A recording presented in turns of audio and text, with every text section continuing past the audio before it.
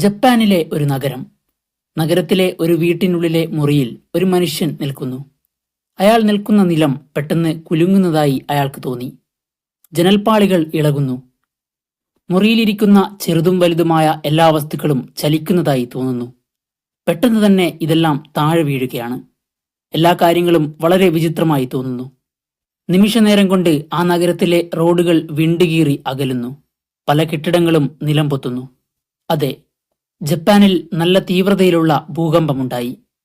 കുറച്ച് നിമിഷങ്ങൾ കൊണ്ട് ആ നഗരത്തിൽ ആളപായങ്ങളും നാശനഷ്ടങ്ങളും ഉണ്ടായി. എന്നാൽ അതിശയമതല്ല, ഈയൊരു ഭൂമികുലുക്കമുണ്ടായത് ഇന്ത്യയിലുള്ള നമ്മൾ ടിവിയിലൂടെയും വാർത്തകളിലൂടെയും അറിയുന്നു. ആ ഒരു സംഭവം നമ്മുടെ ഇന്ത്യയിൽ ബാധിച്ചിട്ടേയില്ല. ഇന്ത്യയിലെന്നല്ല, ലോകത്തെ മറ്റൊരു സ്ഥലത്തെയും യാതൊരു തരത്തിലും ആ സമയം ഭൂകമ്പം ബാധിച്ചില്ല. ബാധിക്കാത്തത് നല്ല കാര്യം. എങ്കിലും നമുക്കവിടെയൊരു സംശയമുണ്ടാകുന്നില്ലേ? ഉരുണ്ടിരിക്കുന്ന ഗോളാകൃതിയിലുള്ള ഭൂമിയിൽ എങ്ങനെയാണ് ഭൂമികുലുക്കമുണ്ടാകുമ്പോൾ ഏതെങ്കിലും ഒരു ഭാഗം മാത്രം കുലുങ്ങുന്നത്? എല്ലായിടവും ഒരുപോലെ കുലുങ്ങണ്ടേ? ശരിക്കും എന്താണ് ഭൂമികുലുക്കം? ഈ കാര്യങ്ങളാണ് ആർക്കും മനസ്സിലാകുന്ന രീതിയിൽ നമ്മൾ ഈ വീഡിയോയിലൂടെ നോക്കുന്നത്.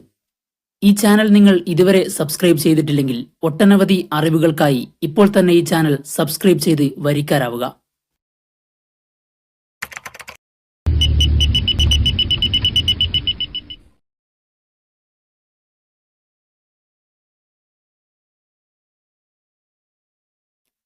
ആദ്യം നമുക്ക് എന്താണ് ഭൂമികുലുക്കം എന്ന് നോക്കാം. ഭൂമി വളരെ ശാന്തവും ഉറച്ചതുമായി കാണപ്പെട്ടേക്കാം. എന്നാൽ യഥാർത്ഥത്തിൽ അങ്ങനെയല്ല. ഭൂമി ഒരു പസില് പോലെയാണ്. അതിന്റെ ഉപരിതലം ടെക്ടോണിക് പ്ലേറ്റുകൾ എന്നറിയപ്പെടുന്ന വലിയ വലിയ കഷ്ണങ്ങളായി വിഭജിക്കപ്പെട്ടിരിക്കുന്നു. ഈ പ്ലേറ്റുകൾ എപ്പോഴും ചലിച്ചുകൊണ്ടിരിക്കുന്നു. പതുക്കെ തെന്നിമാറുന്നു, കൂട്ടിയിടിക്കുന്നു. കൂട്ടിയിടിച്ച് പരസ്പരം പൊടിക്കാൻ വരെ കാരണമാകുന്നു. നമുക്കൊരു ഉദാഹരണം നോക്കാം. മിക്കപ്പോഴും ഈ ടെക്ടോണിക് പ്ലേറ്റുകൾ ഘർഷണം കാരണം ഒരുമിച്ച് കുടുങ്ങിക്കിടക്കുകയായിരിക്കും. ഇങ്ങനെ വളരെ വലിയ മർദ്ദത്തിൽ രണ്ട് പാളികൾ വളരെ ടൈറ്റായി ഘർഷണം ചെലുത്തുന്നു. പ്ലേറ്റുകൾ അടുക്കുന്തോറും ഈ സമ്മർദ്ദം വളരെയധികം വർദ്ധിക്കുന്നു. അങ്ങനെ ഈ പ്ലേറ്റുകൾ വളരെ പെട്ടെന്ന് ഒരു നിമിഷം പരസ്പരം വഴുതിപ്പോകുന്നു. അതെ, ഇപ്പോൾ സംഭവിച്ചത് ഒരു ഭൂകമ്പമാണ്. ഇനി ഇവിടുത്തെ പ്രധാന കാര്യം, ഭൂകമ്പങ്ങൾ ഇവിടെ എല്ലായിടത്തും ഒരേ സമയം ആരംഭിക്കുന്നില്ല. അവ ആരംഭിക്കുന്ന പോയിന്റ് ഫോക്കസ് എന്നറിയപ്പെടുന്നു.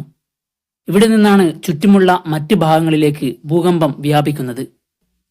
ഇനി വ്യാപിക്കുന്ന രീതി നോക്കാം. ഒരു കുളത്തിൽ ഒരു കല്ല് വീഴുന്നതായി സങ്കല്പിക്കുക. ഈ കല്ല് വീഴുന്നിടമാണ് ഭൂകമ്പത്തിന്റെ പ്രഭവ കേന്ദ്രം, അഥവാ നമ്മൾ നേരത്തെ പറഞ്ഞ ഫോക്കസ്. കല്ല് വന്ന് വീണപ്പോൾ വെള്ളത്തിലുണ്ടാകുന്ന ഓളങ്ങൾ ഭൂകമ്പ തരംഗങ്ങളാണെന്നും സങ്കല്പിക്കുക.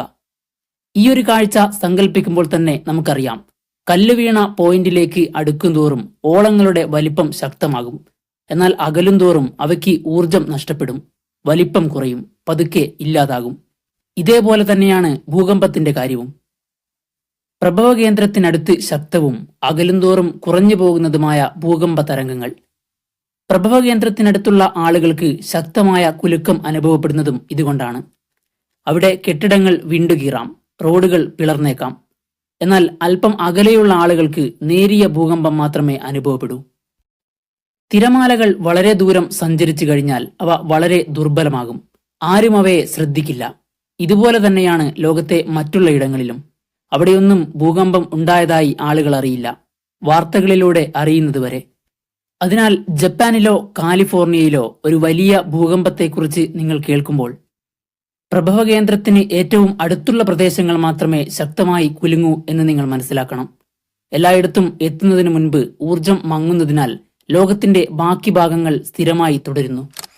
ഭൂമി എന്ന നമ്മുടെ ഉറച്ച ഗ്രഹം എല്ലായ്പ്പോഴും നമ്മുടെ കാലിനടിയിൽ സ്വയം മാറുകയും പുനർരൂപകൽപ്പന ചെയ്യുകയും ചെയ്യുന്നുവെന്ന കാര്യം നമുക്ക് അവിശ്വസനീയമായി തോന്നാം. അടുത്ത തവണ നിങ്ങളൊരു ഭൂകമ്പത്തെക്കുറിച്ച് കേൾക്കുമ്പോൾ ഈ കാര്യങ്ങൾ ഓർക്കുക. ചില ഭൂകമ്പങ്ങൾ വളരെ ശക്തമാണെന്ന് നിങ്ങൾക്കറിയാമോ? അവയ്ക്ക് മുഴുവൻ നഗരങ്ങളെയും കുറച്ച് സെന്റിമീറ്റർ നീക്കാൻ കഴിയും. ഒരു ദിവസം നിങ്ങൾ ഉണരുമ്പോൾ നിങ്ങളിരിക്കുന്ന സ്ഥലം കുറച്ച് നീങ്ങിയതായി സങ്കല്പിച്ചു നോക്കൂ. ഈ വിഷയം മറ്റൊരു വീഡിയോയിൽ വിശദീകരിക്കണമെന്ന് നിങ്ങൾ ആഗ്രഹിക്കുന്നുണ്ടെങ്കിൽ തീർച്ചയായും താഴെ കമന്റ് ചെയ്യുക.